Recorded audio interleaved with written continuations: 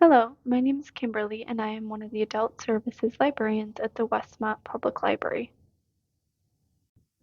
We all, unfortunately, have a general idea of how a pandemic can change the world.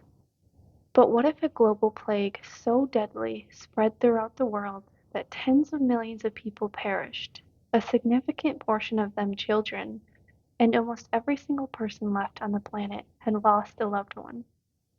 That is not a very encouraging event to ponder, but that is what is explored in How High We Go in the Dark by Sequoia Nagamatsu. It's the year 2030, and due to climate changes melting significant portions of permafrost, an ancient disease has been released that the world is not equipped to handle.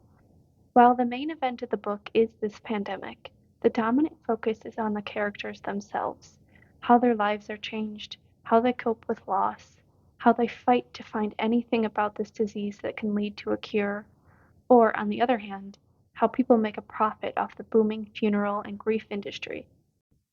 The book is unique in that each chapter is essentially its own short story, following a different set of characters. The first being that of a scientist who puts himself at risk visiting the site where his late daughter, also a scientist, discovered the frozen body of a 30,000-year-old girl carrying the ancient disease. Each story after that takes you further away from that initial moment, but there are connections and crossovers between many of the stories if you pay attention.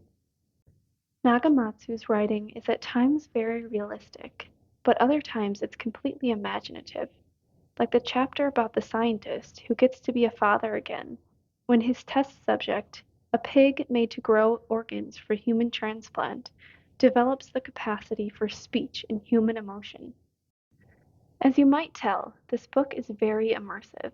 If you like books that are also philosophical and make you think and question things, this would be a good pick.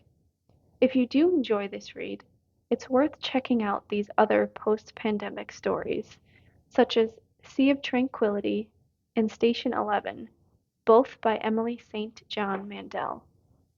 These are both available for checkout at the Westmont Public Library. Thanks for listening.